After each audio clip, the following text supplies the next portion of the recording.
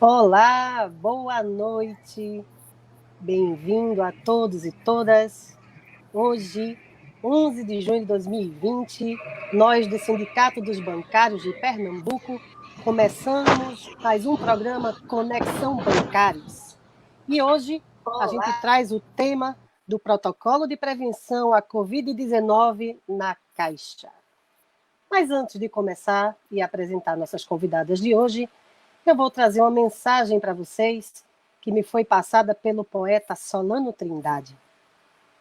Certa vez ele disse o seguinte: trem sujo da Leopoldina, correndo, correndo, parece dizer, tem gente com fome, tem gente com fome, tem gente com fome. Tem gente com fome, tem gente com fome, tem gente com fome. Pi! Estação de Caxias, de novo a correr e de novo a dizer, tem gente com fome, tem gente com fome, tem gente com fome. Josué, lembro com os olhos teus o povo da ilha de Deus, construindo com carinho palafita e caminho. Josué, lembro tua estrela guia, uma luz que alumia e me diz a todo instante que nunca estarei errante. Em Vigário Geral, Lucas Cordovil, Brás de Pina, Penha Circular, Estação da Penha, Olaria, Ramos, Bom Sucesso, Carlos Chaga, Triagem e Mauá, e o trem sujo da Leopoldina, correndo, correndo, parece dizer, tem gente com fome, tem gente com fome, tem gente com fome. Josué, nossa luta continua. Ontem mesmo eu vi na rua um homem e um caranguejo comendo o mesmo subejo. Tantas caras tristes querendo chegar em algum destino, em algum lugar. E o trem sujo da Leopoldina correndo, correndo, parece dizer, tem gente com fome, tem gente com fome, tem gente com fome. E só nas estações, quando vai parando lentamente, começa a dizer: se tem gente com fome, dai de comer. Se tem gente com fome, dai de comer. Se tem gente com fome, dai de comer. Mas o freio de ar todo autoritário manda o trem parar. Psh.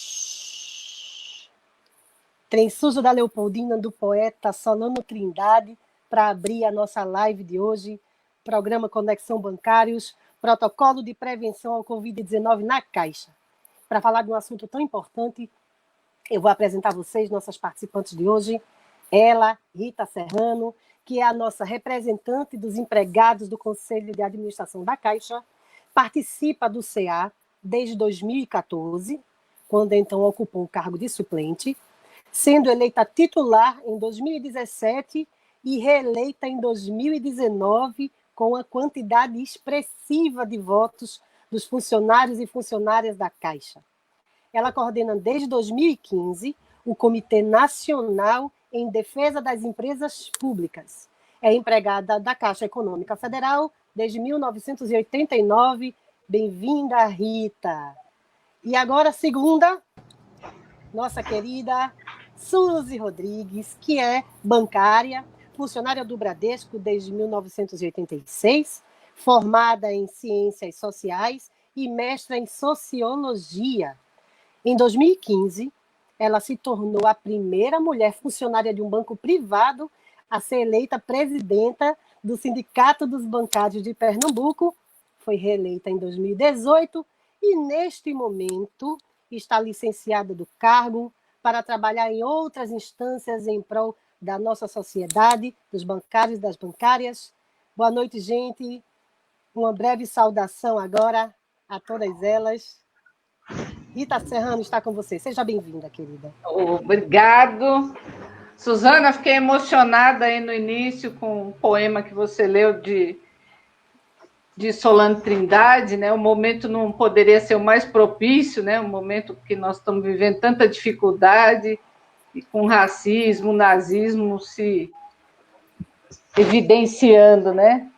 Mas eu quero dizer, olha, é um prazer estar com a Suzy aqui. Vocês sabem que nessa minha gestão, a última gestão em especial do Conselho de Administração, um dos estados que eu mais estive foi em Pernambuco, sempre fui muito bem recebida, adoro a cidade, adoro e respeito muito o trabalho que o Sindicato dos Bancários faz, a APCF também, a AGCF, quer dizer, nós temos aí um conjunto de entidades extremamente importantes e que fazem um trabalho maravilhoso, um trabalho de base dentro dos locais de trabalho, e a Suzy vem liderando esse processo aí com muita maestria. Então, é um prazer estar com vocês aqui hoje.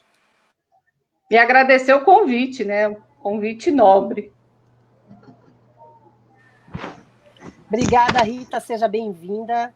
Tenho certeza que o nosso debate hoje vai ser enriquecedor, vai esclarecer muitas dúvidas aos nossos colegas que estão sofrendo durante essa pandemia. Suzy Rodrigues, minha querida, por favor, se apresente.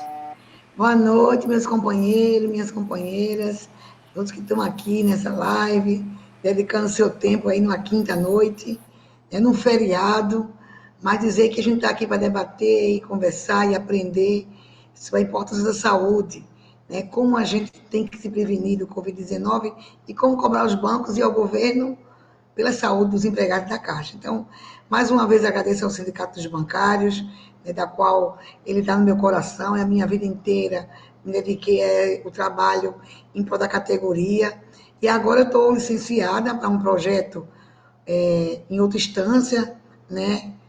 Estamos colocando meu nome aí pelo Partido dos Trabalhadores, para ser estou pré-candidata a vereadora para a cidade do Recife, e vamos ver se meu nome passa, e vamos ver se a gente consegue representar a nossa categoria, representar a classe trabalhadora.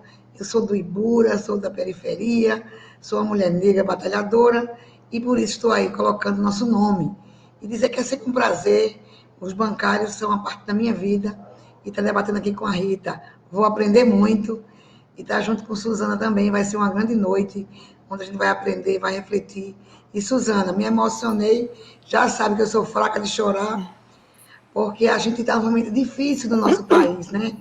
De fascismo, de nazismo, de violência, de intolerância, e que o povo negro vem sendo massacrado. Como eu sou do Ibura, eu sei que os jovens estão morrendo muito cedo pela polícia ou pelas drogas, ou tanto é quem está perdendo nossa juventude, e a gente não pode ficar calado. Então, Solano Trindade sempre emociona com as suas poesias reais, mas que batem profundamente em nossos corações. Então, boa noite e que a gente tenha uma boa live. Muito obrigada, Suzy e Rita, mais uma vez. E esse poema de Solano Trindade fala do que a gente passa hoje e também cita o papel da Caixa, né?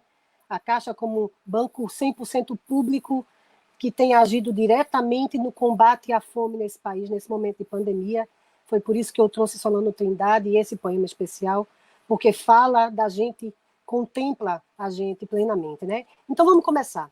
Eu queria fazer uma pergunta para vocês duas, e aí eu queria pedir que Suzy respondesse e em seguida a Rita.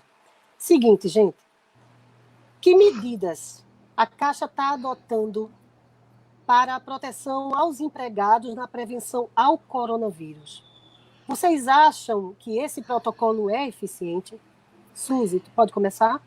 Começo, Rita vai falar bem ainda que está acompanhando de perto. Gente, na nossa concepção, né, o protocolo não responde. Eu tive a oportunidade de ler, a gente vai vendo os detalhes que o protocolo apresenta, mas ele tem uma falha imensa, que ele não cuida da saúde dos empregados.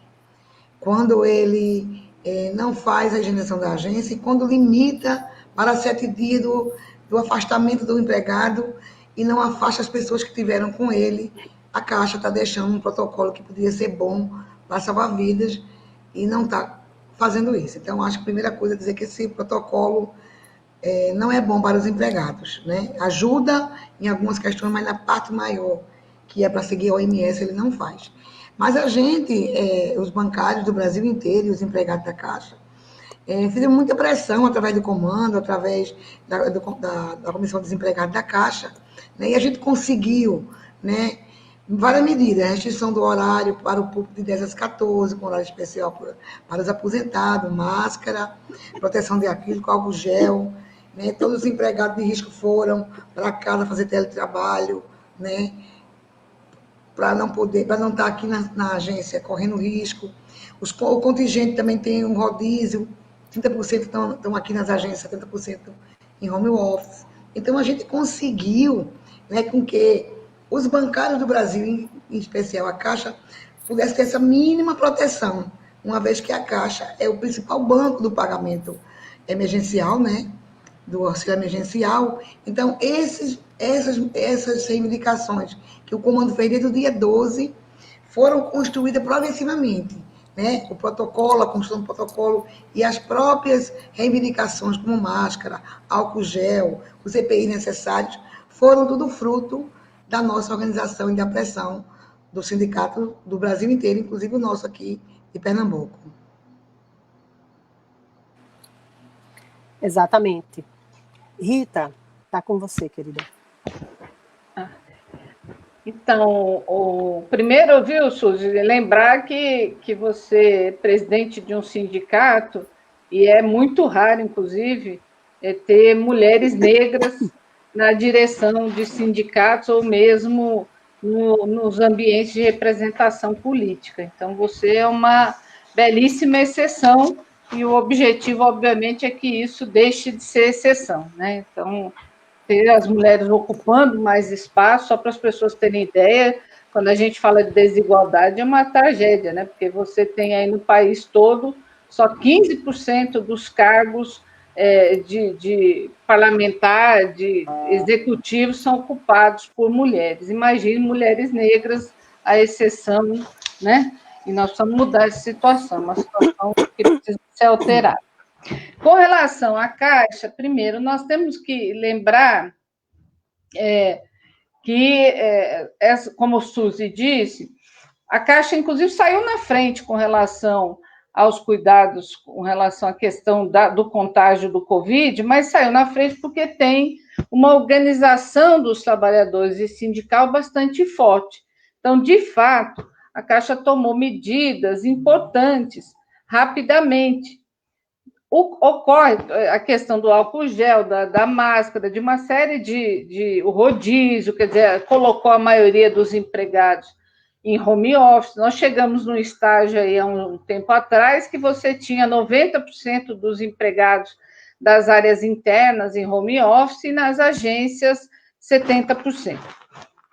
Ocorre que logo em seguida veio a questão do auxílio emergencial.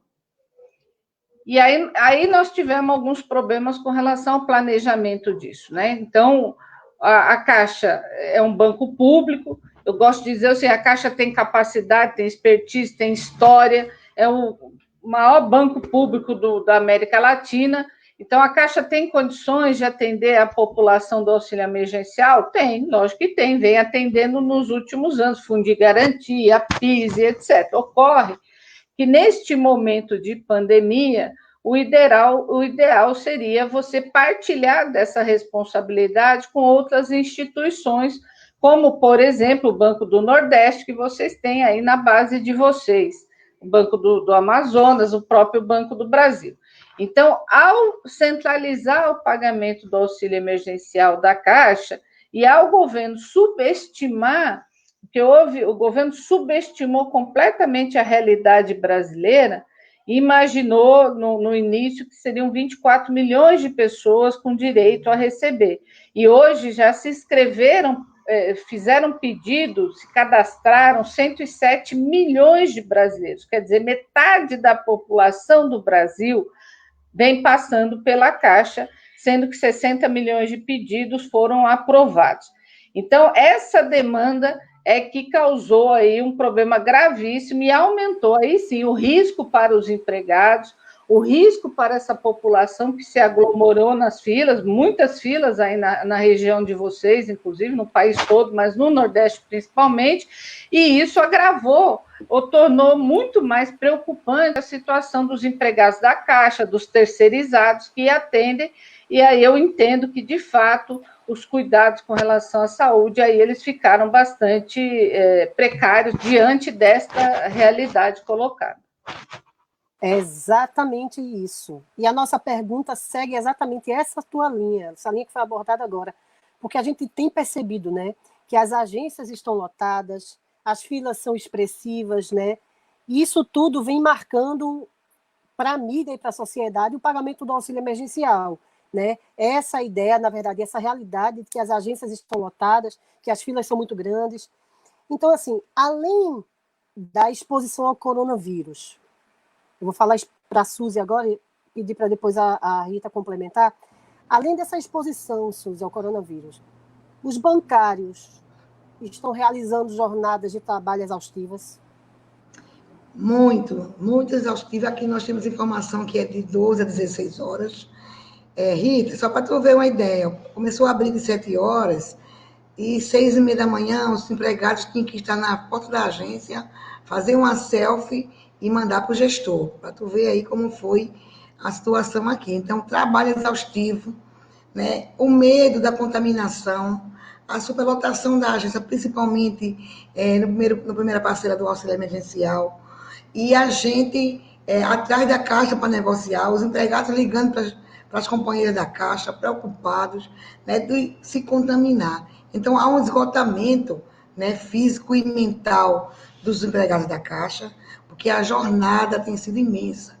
E as filas, né, que se aglomeraram na frente das unidades, foram motivos de muitos questionamentos da sociedade, do papel da Caixa, de querer criminalizar cada empregado, e nós também fomos para a mídia para dizer, não, a culpa não é da Caixa, a culpa não é daquele empregado, a culpa é que o governo federal não se planejou. E aí a gente fez também carro de som nas comunidades, explicando, né, a importância, divulgando o calendário, orientando para usar o aplicativo. Então, o sindicato, junto com os empregados, nós tentamos o máximo conscientizar a sociedade da importância dele saber qual era o dia que ele ia. Mas acontece também, né, Suzana, que hora era uma explicação, quando os empregados chegavam para trabalhar, já tinha mudado aquela resolução e as filas se aglomerando na frente da Caixa, né? As pessoas atrás de informações básicas, porque não era muito claro, né, isso nas propagandas, e as pessoas queriam um mínimo de informações extras que muitas vezes o próprio funcionário, os empregados não tinham. Então, as filas foram imensas, né? Os trabalhadores trabalhando de 12 a 16 horas por dia. E só para ter uma ideia, quem está aqui nos assistindo, hoje nós já temos 221 bancários e bancárias que deram positivo para o Covid-19. E 148 já estão ainda sob suspeita. Desde 61, a Caixa é o primeiro lugar, e obviamente pela natureza do serviço, a busca do auxílio e a quantidade de pessoas, e 60 pessoas, 61 da Caixa já estão positivos e 60 estão sob suspeita. Então, esse grande volume de bancários da Caixa contaminados é fruto do trabalho e do volume de pessoas nas unidades em busca do auxílio. Agora o governo lançou, desculpa, Suzana, já estou passando do tempo, lançou também, tem que buscar o FGTS, então tem que ir para a Bolsa Família, pegar a sua aposentadoria. Então, esse trabalho que a Caixa vem fazendo só aumenta a quantidade de pessoas na frente, embora que diminuíram muito agora no pagamento da segunda parcela, melhorou bastante. É verdade. E sem contar, né, Suzy, que as parcerias com os municípios e com os governos demoraram a acontecer, e foi iniciativa dos sindicatos, né, de ir atrás dos governos e municípios para tentar aliviar. Mas ainda assim a situação é preocupante. Rita, é contigo. Então, para a gente tentar colocar isso num ambiente mais amplo, né, para entender, então, primeiro, vamos lá, né, uma das razões foi, de fato, a falta de planejamento, o descaso, né, porque, como eu disse aqui, primeiro o governo não queria o auxílio emergencial, né, tinha proposto R$200, só após grande pressão social das entidades chegou a 600. Então, a avaliação preliminar deles era de 24 milhões de pessoas, e como eu disse aqui, hoje já passou de 107 milhões de cadastramentos. Então, esse foi a primeira, 60 milhões receberam, 42 milhões tiveram o benefício negado, você tem aí mais de 5 milhões que estão em análise. Ocorre que o primeiro problema foi o decreto do governo que não indicou nenhum local para as pessoas que não têm internet, que não têm celular, poderem se cadastrar, que é justamente a população mais vulnerável. Mas nós estamos falando de quantas pessoas? Nós estamos falando de em torno de 40 milhões de pessoas no Brasil que não têm acesso à internet e que não têm celular. Os caras acham que, como no Brasil tem mais celular que gente, eles deduziram que todo mundo tem, né? Não conhece a realidade do país. Na realidade, muita gente tem mais de um celular, né? Acumula, não porque todo mundo tem. Então, primeiro, essa população não teve opção e essa população fez o quê? Foi para a fila da Caixa para ter informação para poder se cadastrar. O segundo problema é que o cadastro foi feito pela Caixa, mas a análise pelo Dataprev. Lembrando que o Dataprev estava na lista de privatização, sem investimento, já tinha perdido 500 empregados em PDVs e etc. Então, aí você manda para o Dataprev, porque nesse momento as empresas públicas, né, se tornaram fundamentais, imagine se não tivesse. E aí o Dataprev teve problema também para conciliar o sistema da Caixa com o sistema deles e para analisar, e é muita gente, né? Nós estamos falando de metade do país. Então, você teria como ter agilizado isso de que formas? Colocando que nem agora, né? Tardiamente, mas colocando, por exemplo, os Correios para ajudar no cadastramento da população mais vulnerável. Poderia ter sido feito com os municípios, com os CRAS, né? Os Centros de Assistência Social. Você poderia ter partilhado esse pagamento pelo menos com os demais bancos federais. Então, isso não foi feito, virou o caos. Então, faltou planejamento, faltou organização, faltou conhecer a realidade do país. Então, você teve, na realidade, um processo grande aí de descaso. Sobrou para a Caixa, né? Porque a pessoa foi lá para se cadastrar, para receber, para saber da análise, quer dizer, virou aquele tumulto, e esse tumulto, obviamente, caiu nas costas dos empregados que estavam ali na linha de frente, que é isso mesmo, com medo de ser contaminado, com medo de contaminar a família, aí foi xingado, etc. Depois dessa pressão violenta dos sindicatos, das entidades, da imprensa, né, todo mundo cobrando, a Caixa correu e o governo correu para tentar buscar caminhos, e nessa segunda parcela isso diminuiu, porque a Caixa, primeiro, ela tornou esse pagamento, dividiu em vários dias, né, as pessoas estão indo receber por dado de nascimento, criou o aplicativo lá onde a pessoa pode pagar a conta, pode fazer operações, né, com esse aplicativo, não necessariamente fazer saque. E também você já tinha feito, o grande problema foi no primeiro pagamento. Segundo, o cara já sabia, quem tinha autorizado já estava, quem tinha negado já estava. Então, isso melhorou. Mas não melhorou as condições de trabalho. Esse é o problema. Quer dizer, você diminuiu o impacto da fila, mas a pressão sobre os trabalhadores, ela se mantém, porque eles estão lá na linha de frente, atendendo as pessoas, tem meta para cumprir, o horário foi prorrogado, né? Todos os últimos feriados, os empregados da Caixa trabalharam, os feriados prorrogados, só não trabalharam hoje, e sábado, desde quando começou o pagamento, todo sábado, uma parte das agências do país abre. Então, os empregados hoje estão, de fato, sobrecarregados, e óbvio, né, essa questão do contágio, quanto mais você está exposto, né, mais facilidade. E tudo isso poderia ter sido evitado, né, se a comunicação fosse mais eficiente, né, se a população fosse conscientizada de que a análise do auxílio emergencial não seria feita pela Caixa, passaria pela Dataprev, mas, enfim, a gente precisa seguir, né, e a gente está preocupada com o hoje e com o amanhã também, né. Antes da próxima pergunta, eu queria saudar novamente aí a quem chegou agora há pouco, né, falar que a gente está fazendo mais uma live do nosso programa Conexão Bancários, hoje especificamente sobre a Caixa, né, a Caixa e as ações de combate à pandemia.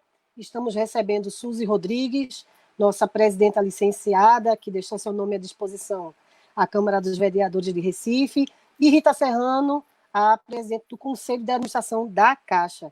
Queria saudar também a todos que estão assistindo, aos nossos diretores, Gina, Marli, Wellington, Cândida, Eleonora, e por aí vai. Sejam todos bem-vindos e bem-vindas. Fiquem aqui conosco, depois vocês vão mandando perguntas e a gente vai responder, tá? Bom, Suzy, a gente sabe que a situação do Nordeste, do restante do Brasil, do enfrentamento à pandemia, ela é um pouco mais delicada, né? Porque a gente tem situações bem mais delicadas, principalmente quando a gente fala da saúde, dos postos de saúde e tal. E aqui em Pernambuco foi aberto um canal de diálogo com o Ministério Público, né? Justamente com essa intenção, com esse objetivo de preservar a saúde dos empregados da Caixa e também do cliente, porque a gente sabe que as agências da Caixa é uma grande porta aberta de circulação de vírus, né? E aí eu queria saber de você, Suzy, quais os avanços que a gente teve com esse canal que a gente conseguiu abrir com o Ministério Público.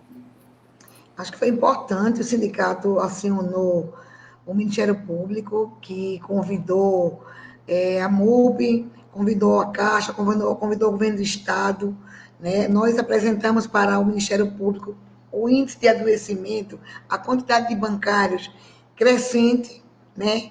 Começou a mídia também dizer que a Caixa, né, era responsável pelo aumento da contaminação do Covid-19, e então o Ministério Público foi muito sensível e nós conseguimos fazer 5 reuniões, né, com tudo isso que Ida falou. Orientamos de usar os CRAs, que as prefeituras organizassem a fila, que colocasse a polícia militar, os guardas municipais, que achassem outros órgãos para ajudar aquelas pessoas que precisavam daquela informação, porque não tinham telefone, muitos não tinham dinheiro da passagem, né? Às vezes conseguiram a passagem só de ida e chegava aquela fila. Teve gente que dormiu na frente do banco da Caixa, na noite na fila, debaixo de sol, chuva. Isso sensibilizou o Ministério Público. Nós tivemos uma reunião muito boa com os pretendentes da Caixa, né? A Caixa também buscou o governo do Estado, que não estava ouvindo o movimento. O governo do Estado tinha, a princípio, se preocupado apenas de multar a Caixa e aumentar o valor da multa.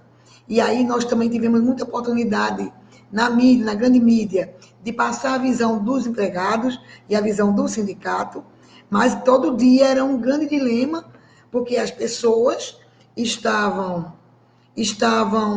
nas filas xingando os empregados, o carro na frente, né? Achando que a culpa era dele, como bem disse Rita. A responsabilidade não era dos empregados, né? Houve falta de organização, houve também falha no sistema, né? Aí aqui também teve Tavares Buril fez urgentemente para fazer a retirada de identidade, né?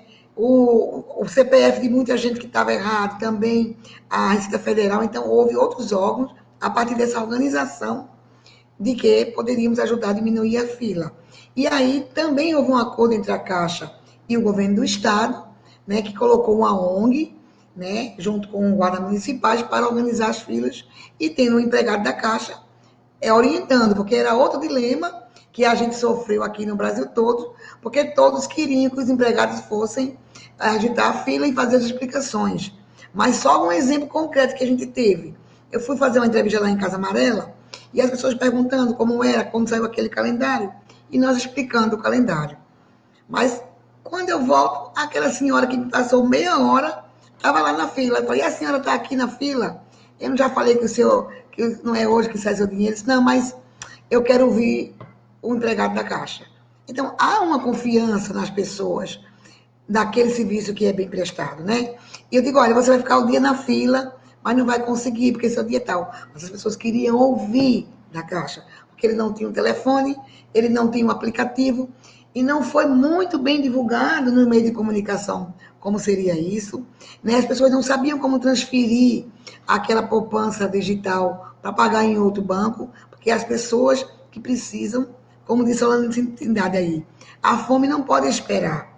E aí as pessoas queriam o dinheiro na mão e isso aumentou o volume, mas, de certa forma, já nos apagar das luzes, nós conseguimos, né? Aliás, uma vírgula que eu estava me esquecendo. Houve uma ação, né, uma liminar para que o governo do estado colocasse os guardas, né, a polícia militar e os guardas. Aí foi quando teve esse convênio aí com essa ONG. Então, se não tivesse a pressão do sindicato, se não tivesse a pressão do Ministério Público, que nos orientou, como ele disse, recomendou, eu acho que a gente aqui em Pernambuco ainda estava penando, porque houve muito descaso da parte do governo federal e o governo estadual. Eu acho que é por causa da concorrência, é porque a oposição, né, também sou contra Bolsonaro. Ele queria dar R$ 200, depois nem queria dar o auxílio, e agora quer diminuir. E aí, quando teve o auxílio, eu acho que ele deixou essa desorganização, não respeitou as pessoas, e aí as pessoas sofreram um bocado na fila. Mas agora, a gente acha que foi positivo essa nossa parceria e nossa busca ao Ministério Público do Trabalho, que prontamente atendeu a esse pedido e fez toda essa mobilização. Inclusive, no interior do estado, foi bastante forte a ação de algumas prefeituras que conseguiram organizar a partir dessas nossas reuniões. Isso, muito obrigada. Essas ações elas foram de extrema importância, né? A gente sabe que a atuação do Sindicato dos Bancários de Pernambuco tem sido muito forte. Graças a Deus, até o momento, nós não tivemos óbitos de bancários aqui em Pernambuco. Isso, gente, não é sorte, tá? Isso é trabalho, isso se chama trabalho. A gente colocou aí, já vou dizer abertamente, à disposição de toda a categoria a campanha Não Se Cale, Denuncie. Gente, a nossa função, nada pode vir antes da nossa saúde. Preservar a nossa vida é a prioridade. Portanto, não se cale, denuncie. Anote o telefone, é 971198585. A gente garante o sigilo e é a partir dessas denúncias que a gente tem conseguido cobrar, né, pontualmente a superintendência de todos os bancos, e a gente tem conseguido realmente preservar a vida dos colegas. E agora, complementando isso que o Suzy falou, vou falar para a Rita agora. Mesmo a gente vendo, Rita, um número crescente em todo o Brasil, a gente lê diariamente nas notícias aí dos jornais, a gente lê diariamente as UTIs cheias, as filas de espera, mas mesmo assim a gente está vendo as medidas de afrouxamento, né, do distanciamento social e do isolamento social. E aí eu queria saber de você, Rita, você entende que nesse momento, mesmo com governo federal, estado e alguns municípios fazendo esse afrouxamento do combate à pandemia, você entende que ainda assim que é importante que a gente consiga manter, que seja prorrogado o trabalho remoto dentro da Caixa? Como você entende isso? Então, vamos primeiro analisar, né? Você está tendo durante essa pandemia um problema gravíssimo, porque nós não temos coordenação nacional de enfrentamento a essa situação, seja no sentido da saúde das pessoas, seja, inclusive, com relação a manter a sobrevivência das pessoas. Então, você não tem coordenação, o governo é um governo que nega o tempo todo a gravidade da pandemia, quer dizer, um descaso profundo com o governo federal, com a população. Você teve nos estados alguns governadores que tentaram ter uma política mais séria com relação a conter, manter o isolamento social, com relação a uma série de cuidados. Esses governadores também sofreram um boicote grande do governo federal, inclusive de verbas, né? Verbas que iriam para os municípios e estados para combater a pandemia. Elas ficaram represadas no governo federal, o que colocou a situação mais grave, e aí você tem uma coisa simples, que nem aqui em São Paulo, a população principalmente é mais carente, desesperada, porque se o cara morre de Covid ou morre de fome. Nos demais países do mundo, você tem uma política contrária. Inclusive, a gente está falando do auxílio emergencial. Na Alemanha, o auxílio emergencial é de 5 mil euros. Nos Estados Unidos, é $1.200. No Canadá é $2.000.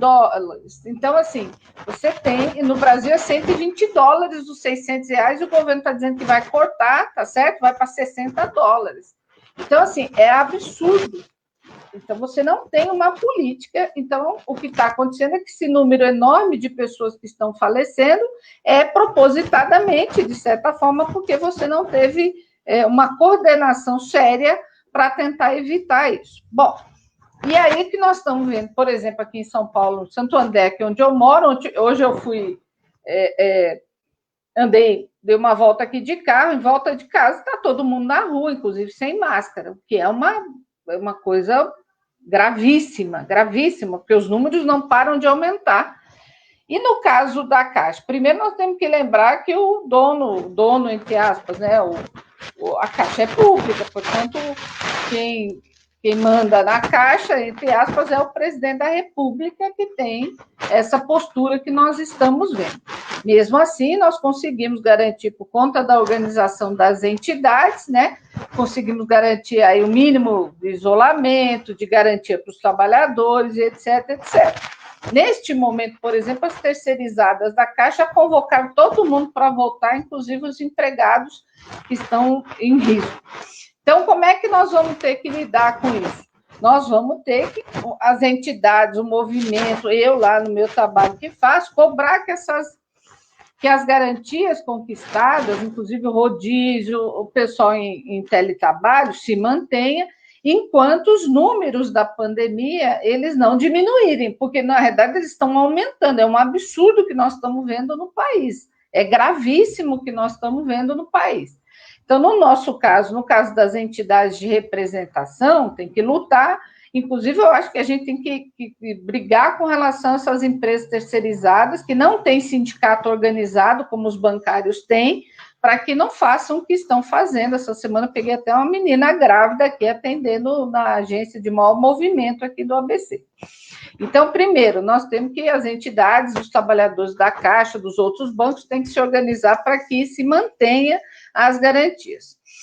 Do que eu venho conversando lá na Caixa, o pessoal me disse que não existe ainda nenhum planejamento para convocar o pessoal que está em teletrabalho de volta, não existe. Foi o que me disseram, que não existe, que isso vai depender da política de cada estado, como é que cada estado vai lidar com isso, né? Essa eu estou dizendo a informação que me foi dita.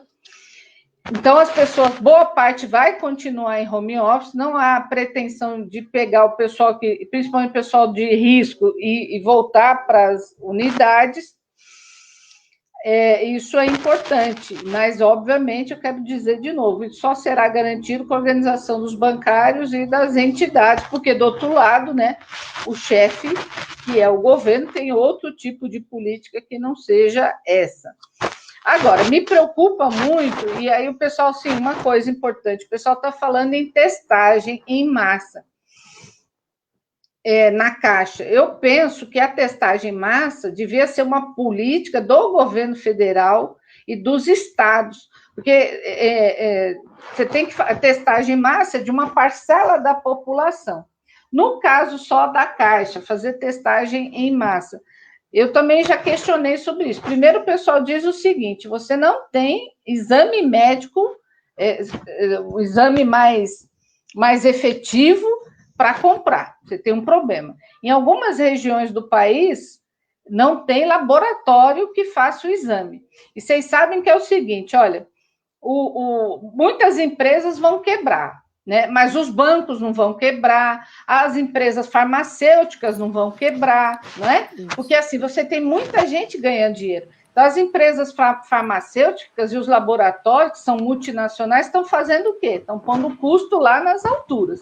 Então, de fato, há dificuldade para comprar teste para todo mundo. Segundo, há dificuldade com relação a credenciar laboratórios.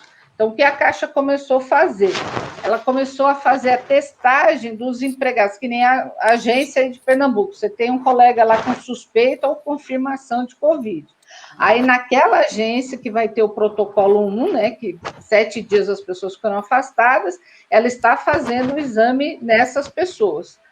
Então, isso começou já, a ideia que eles estão trabalhando é tentar expandir isso. Mas eu só para resumir o que eu falei, eu entendo que nós temos que brigar para manter, não só manter, né, aprimorar as políticas aí, até porque no país nós não estamos vendo diminuição em lugar nenhum, nós estamos vendo só aumento.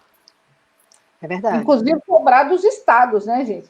Do governo federal, porque não é só uma questão da Caixa, né? Isso é uma questão de saúde pública, né? Do país, né? Do país. Exatamente. Você falou agora muito bem. É uma pandemia, né? O mundo inteiro está passando por isso. É um momento novo para todo mundo, né?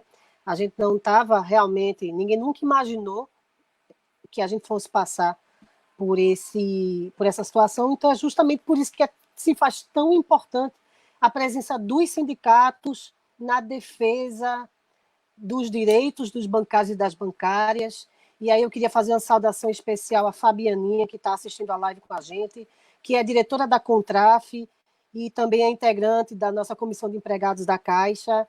Seja bem-vinda, Fabiana, e todos vocês que estão aí assistindo a live com a gente. Quem quiser pode fazer uma perguntinha, que daqui a pouquinho a gente responde, pode mandar seus comentários. A live vai ficar salva depois também, tá, gente? Então, se ao final a gente não conseguir responder todo mundo, a gente responde nos comentários também depois, tá? Lembrando que Conexão Bancários acontece nas terças e nas quintas. E hoje o nosso tema é a Caixa e as ações de combate à pandemia. Bom, gente, diante de tudo que vocês falaram, eu queria começar com o Suzy, principalmente aqui em Pernambuco, Suzy. Como é que você enxerga, nesse momento agora que a gente está vivendo no Brasil, o papel da Caixa Econômica? Então, gente, para mim, né, acho que para o brasileiro todo, não tem um brasileiro que não precise da Caixa. Todos nós precisamos da Caixa. Então, a Caixa mostrou, nesse momento de pandemia, né, a importância de atender mais, fazer 100 milhões de pessoas, 60 milhões ela atendeu. Ela atendeu, se você multiplicar a quantidade de vezes que essas pessoas procuraram a Caixa, né, nesse momento de pandemia, mostra a importância da Caixa na distribuição de renda, né, nos programas sociais, no Minha Casa Minha Vida, que a Caixa é esta Caixa que promove desenvolvimento. E, além disso, esse momento da Caixa e das empresas públicas.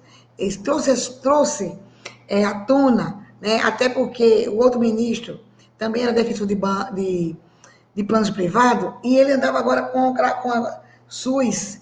Para o Brasil e para o mundo mostrou-se a importância do SUS, né, nesse momento de pandemia, porque as pessoas usam o SUS, precisa.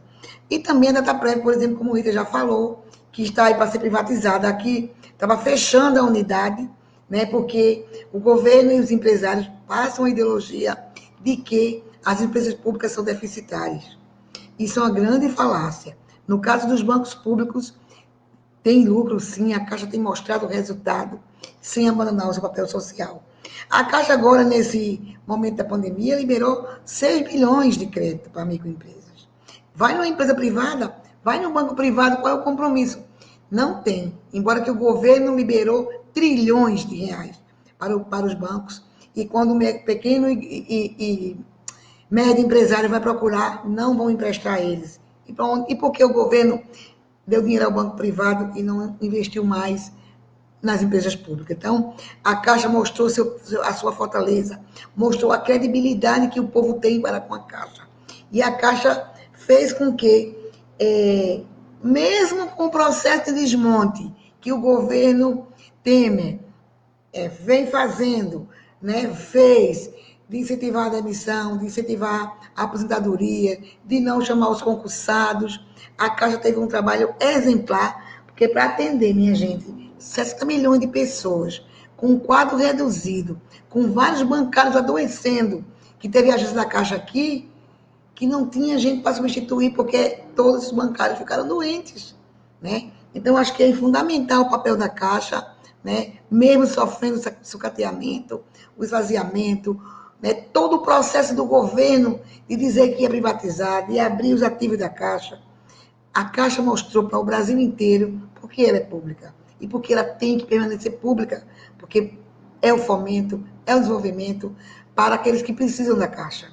E aí, nesse momento, não tem como dizer, houve uma tentativa assim na mídia de desqualificar, de desvalorizar, mas quando você mostra os números, não tem quem não diga, é um imenso banco. Porque dá conta, em 2 meses, de atender essa quantidade de pessoas com um quadro reduzido, tinha que ser alguém da Caixa. E eu queria, só para concluir essa parte, dizer que a gente sabe, Rita falou aqui dos testes, né, que está testando todo mundo, isso é importante, mas aqui em Pernambuco, Rita, mesmo aqui em Recife, os laboratórios não estão querendo atender com o plano da Caixa, né? A Caixa está ressarcindo um valor inferior ao que é cobrado no laboratório, e no interior de Pernambuco não tem teste. Os bancários estão desesperados lá, porque trabalham doentes, não tem como testar, e a situação é muito grave. E a gente não morreu nenhum bancário aqui, mas morreram 2 pessoas que são parceiros da Caixa. Foi um vigilante que faleceu e uma terceirizada. Por quê? Porque não tem um sindicato forte, porque não tem a organização que a gente tem, porque não teve aqueles e aquelas que foram brigar pelos EPIs e pelo teste. E que também a solidariedade, Suzana, desculpa, a solidariedade dos empregados com essas pessoas tem sido muito grande. Eles têm pago o teste daquelas pessoas, se juntam, porque sabem que eles não têm como fazer. Então, a gente está dizendo que os laboratórios não querem aceitar, e a Caixa tem que rever isso, porque as pessoas precisam ter segurança de trabalhar com tranquilidade para poder atender melhor aqueles clientes e também, gente, proteger aquele que a gente ama. A gente quer chegar em casa, abraçar o nosso filho, o neto, e a gente está vendo uma angústia.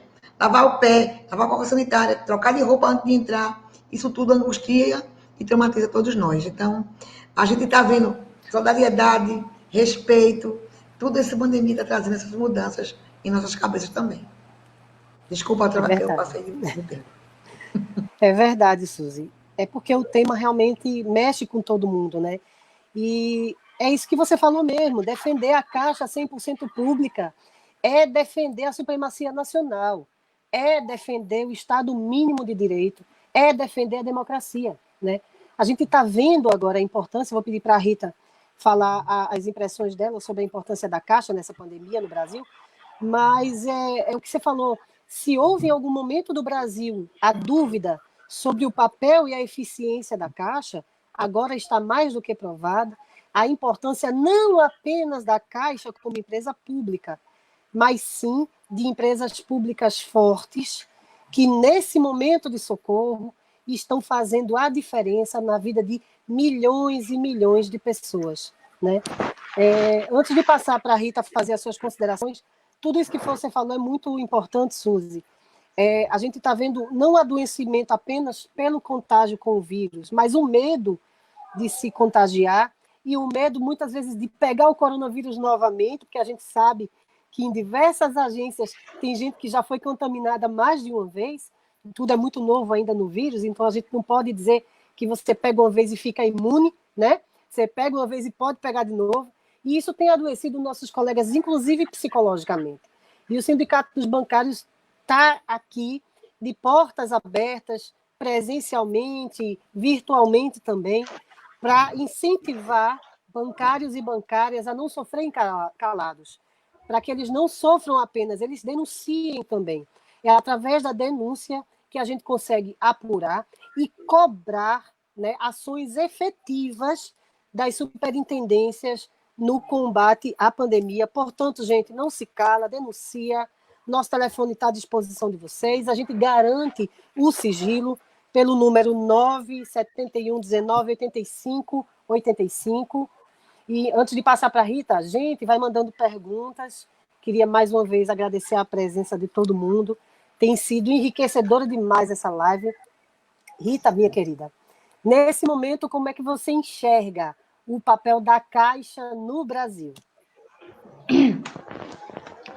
Então, se a gente pensar no mundo, né, a pandemia trouxe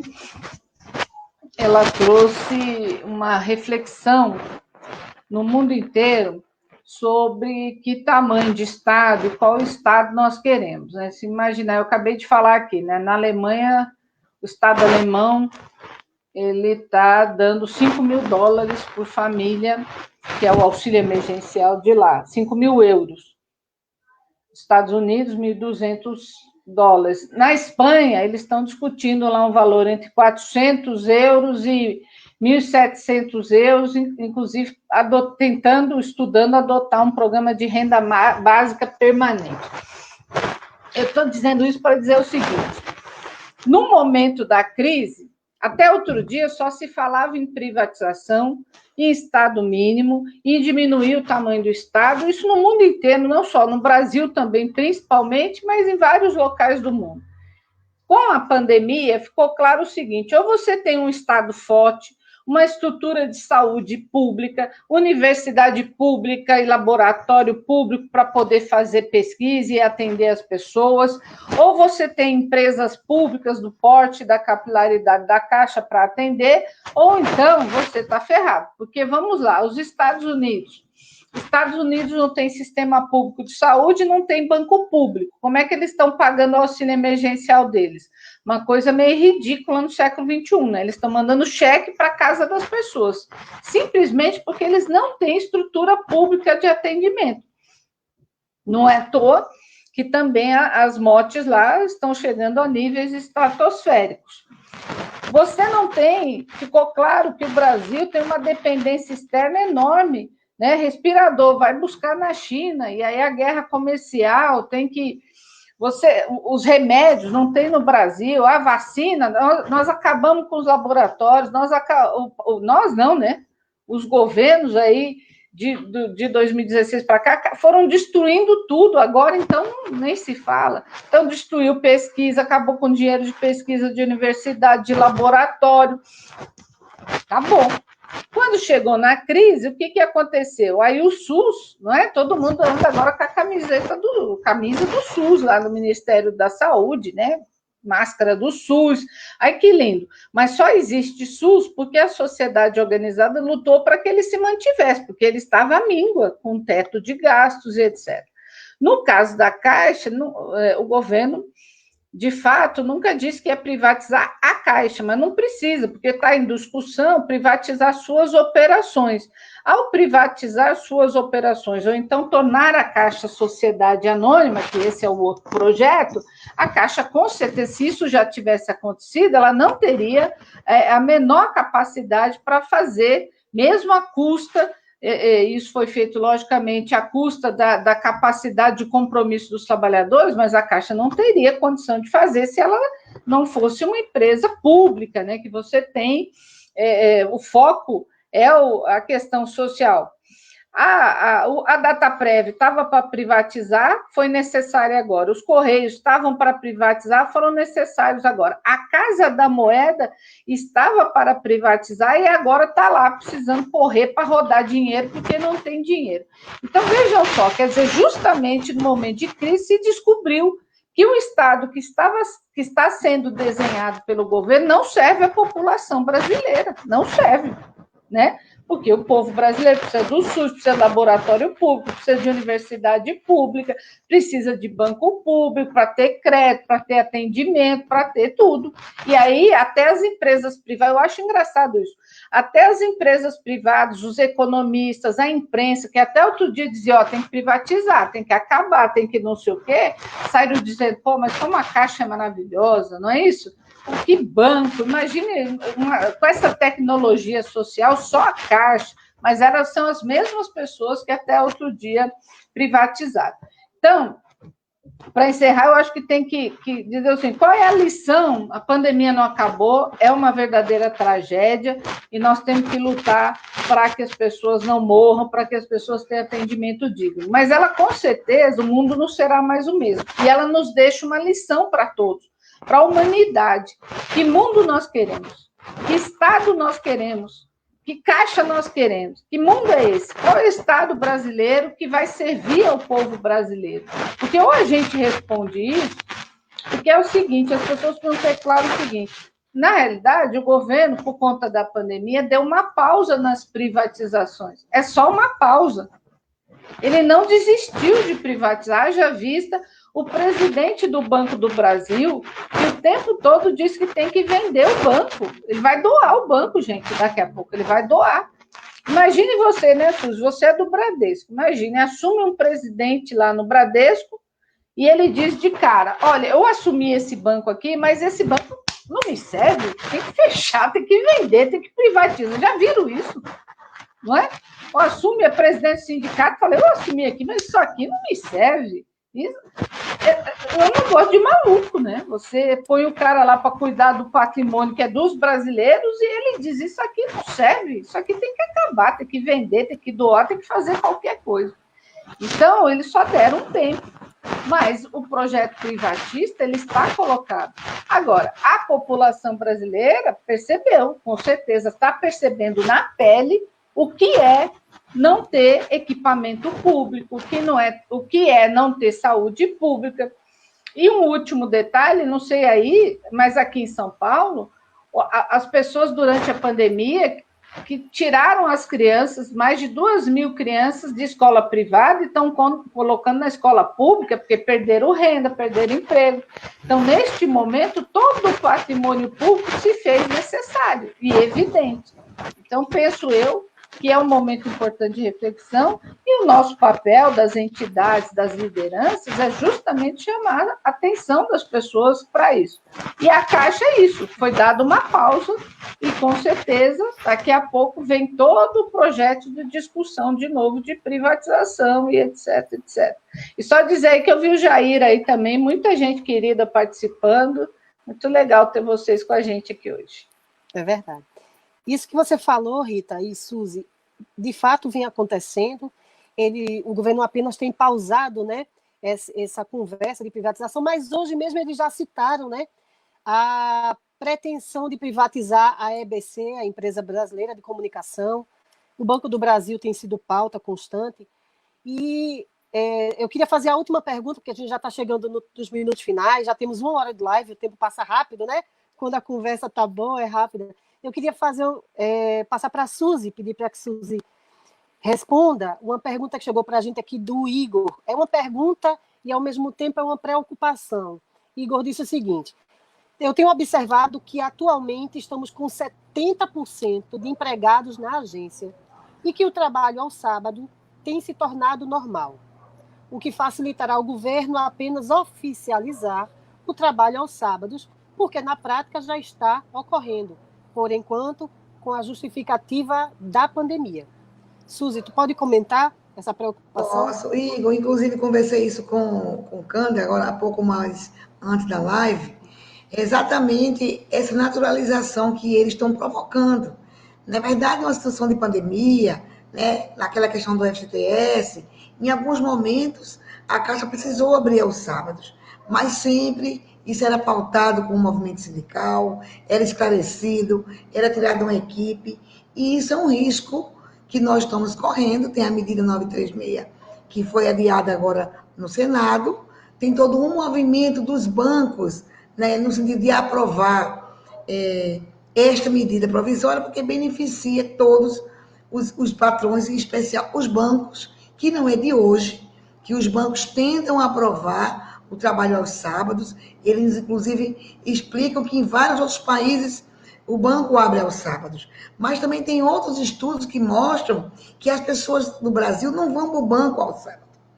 Então, eles têm que avaliar também o custo-benefício, se vale a pena. Agora, na Caixa, como tem esse trabalho especial do atendimento social, está sendo um motivo para justificar. Agora, nós, os bancários do Brasil inteiro, os sindicatos bancários, vamos lutar para que isso não aconteça. Vamos lutar para que a gente tenha nosso final de semana e tenha nosso horário de trabalho. Agora, vai depender de cada um da gente se organizar, né? Vai chegar a campanha salarial, não vai ser fácil, no momento de pandemia, no momento de retração da economia, né? Mesmo o banqueiro, como já falou Rita, banqueiro não vai ter nenhum problema. Então, nós, brasileiros e brasileiras, vocês, empregados da Caixa, todos nós, precisamos defender a Caixa pública, 100% pública, defender um Brasil democrático e soberano, e ter muito cuidado quando a gente for votar, muito cuidado porque o Brasil escolheu o pior candidato para presidente, porque as pessoas acreditaram em falso Messias, em falso discurso. Então, para a gente ter a Caixa forte e pública, precisamos estar fortalecido também na organização sindical, precisamos ter um governo democrático E precisamos fortalecer as entidades e fortalecer todas as empresas públicas, porque agora, na hora do pega para capar, quem está socorrendo no Brasil são as empresas públicas. Então, vamos lutar, companheiro, para que não aconteça isso. Agora, se for depender dos votos do Congresso, nós vamos perder, porque o Congresso Nacional, nós temos minoria. A verdade tem a bala, o boi, a Bíblia e os bancos que mandam aquele Congresso. Apagou aqui. E muito obrigada e boa noite pela atenção a todos. Obrigada ao Sindicato dos Bancários. Obrigada, Rita, por nós estarmos aqui nessa noite tão importante e de tanto aprendizado. Obrigada, Suzy. É isso que você falou. A gente pode até perder, mas a gente não vai perder sem briga, não. Vai ter muita briga aí. Né? Os nossos direitos não serão suprimidos. A gente tem uma convenção coletiva de trabalho que tem anos de conquista, não nasceu da noite para o dia. Minha gente, a gente está chegando ao final da nossa live. Teve um colega que perguntou, aí, mas a Rita já respondeu, de qualquer forma eu vou só reforçar. Ele disse que chegou atrasado e perguntou pelo home office, tá? E aí Rita Serrano já tinha informado que a Caixa não vai mudar, pelo menos por enquanto, a questão do home office, vai manter esse protocolo de 70-30, que tem sido uma das nossas maiores lutas e uma das maiores conquistas dentro da nossa categoria, é o home office. Bom, gente, eu queria mais uma vez agradecer, eu quero passar a fala para cada um de vocês fazer as considerações finais, mas antes de fazer as considerações finais, eu queria deixar uma mensagem de esperança para todo mundo que está assistindo a gente, para você, Rita, que tem defendido a gente no Conselho de Administração. A gente sabe que tem sido difícil. Quem está aqui, mesmo que não esteja nas agências, quem está no Conselho de Administração, nos sindicatos, na Contraf, quem está nas entidades representativas também está perdendo o sono, porque são pessoas do nosso convívio, são colegas nossos, são nossos amigos, né? Eu costumo dizer que quem está no Sindicato dos Bancários é porque tem um amor muito grande pelo seu trabalho, pelos seus colegas, e tem um respeito muito grande pela vida. Então, assim, eu queria, em nome disso, saudar todos os diretores e diretoras que também estão se expondo, né? A gente briga, desentende, mas o propósito maior é salvar vidas. Então, eu queria deixar para vocês duas essa mensagem de esperança, do jeito que eu sei fazer, que é em poesia, né? Do poeta João Cabral de Melo Neto. Uma vez ele disse assim: aqui em Recife, o mar é uma montanha, regular, redonda e azul, mais alta que os arrecifes e os rasos mangues do sul. Do mar, podeis extrair, do mar desse litoral, um fio de luz clara precisa, matemática ou mental. E na cidade, propriamente, velhos sobrados esguios apertam ombros calcários de cada lado de um rio. E desses sobrados podeis aprender lição madura. Um certo equilíbrio leve na escrita, na arquitetura. E nesse rio indigente de sangue e lama que circula entre cimento e esclerose, com sua marcha quase nula. E nas gentes que se estagna nas mucosas desse rio, morrendo de apodrecer, vidas inteiras a fio. Podeis aprender que o homem é sempre a melhor medida, e mais, que a medida do homem não é a morte, é a vida. Pregões turísticos do Recife, do poeta pernambucano João Cabral de Melo Neto. Assim, eu encerro aqui a minha participação e queria deixar a fala para Rita Serrano e, em seguida, Suzy Rodrigues, para fazerem suas considerações finais. Rita, está contigo. A mulher faz um poema desse e quer que a gente encerre, Suzy. Já está bom. Pessoal, eu quero agradecer o convite. Como eu disse, eu adoro Pernambuco, acompanho sempre muito de perto o trabalho que vocês fazem aí, é um trabalho muito sério, a categoria privilegiada tem um sindicato como o de Pernambuco, mas é importante dizer o seguinte: nós todos vamos ter que fazer a nossa parte para construir um mundo melhor. Não existe salvador da pátria, ninguém vai vir salvar a gente. nós temos que fazer a nossa parte, né? Eu comecei minha militância na Igreja Católica, num grupo de jovens, e eu lembro que um dos cursos que eu fiz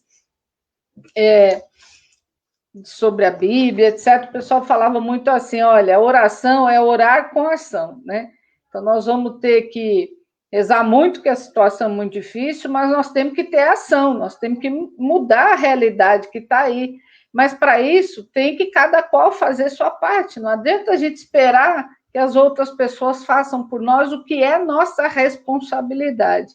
Então, ao ver a realidade como está, difícil, com boa parte da população no mundo e no Brasil morrendo de fome, nós temos que fazer de tudo para mudar essa realidade. E eu, sinceramente, também espero não do verbo de esperar, né, mas do verbo de atuar.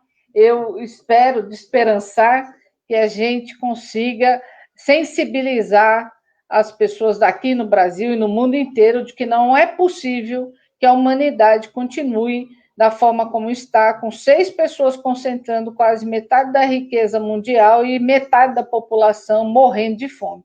Então, eu também quero partilhar de que acredito que espero que, por mais trágica que seja a situação, e ela a gente consiga tirar um aprendizado e construir algo positivo aí na frente. Então, terminar e também dizer que se a Caixa continua pública, e se aqui nós estivermos discutindo a Caixa, é porque nos últimos anos os trabalhadores, as entidades, os movimentos, um caminhão de pessoas comprometidas com o país defendeu que o banco se mantivesse público, porque senão ele já tinha ido embora faz tempo. Então, dizer que me sinto muito orgulhosa de ser empregado da Caixa, orgulhosa dos colegas aí que estão dando conta dessa tarefa gigantesca, e, como nós já dissemos aqui, com todos os riscos colocados, mas estão lá, estão dando conta do trabalho, e não por isso até que nós lutamos para que as condições de trabalho cada dia sejam mais efetivas e melhores. Mas agradecer o convite, agradecer Suzy, Suzana, foi um prazer estar com vocês aqui hoje. Gente, muito obrigada. Quem estava aqui até agora, Jair, Fabianinha, todos que estão aqui nos prestigiando, porque todos que estamos aqui nessa live é porque nós queremos um Brasil melhor, nós queremos um mundo melhor e nós queremos uma Caixa pública. E a gente acredita nessa empresa. E é por isso que a gente tem lutado tanto, não é de hoje, 2015, 2009, sempre a gente está lutando para defender essa empresa. Eu não sou funcionária da Caixa, mas respeito todos os empregados, a gente quer parabenizar cada um pelo serviço prestado nesse momento tão difícil de pandemia, onde cada um sai e vai fazer a sua parte, que é uma missão. E eu quero dizer o seguinte, que a gente precisa acreditar nas pessoas, né? Eu sou da igreja, eu também vim da Igreja Católica, e a gente dizia, eu quero ser fermento na massa, e você tem que ter uma fé onde você vai agir para mudar o mundo. E Paulo Freire dizia, quando você muda o mundo. E eu vou terminar com uma música assim, viu, Suzana? Olha para mim. Caminhando e cantando e seguindo a canção. Somos todos iguais, braços dados ou não. Na escola da vida, precisamos fazer esse mundo em construção para que a gente possa estar aqui defendendo este nosso país, essa nossa categoria que é tão batalhadora, mas defender, acima de tudo, a nossa classe trabalhadora. Muito obrigada aos sindicatos bancários e a todos vocês. Uma boa noite. Muito obrigada, gente. Obrigada, pessoal. Obrigada, Suzana. Obrigada. Não se calem, gente. Não se calem, denuncie. Fora Bolsonaro. Tem que dizer isso.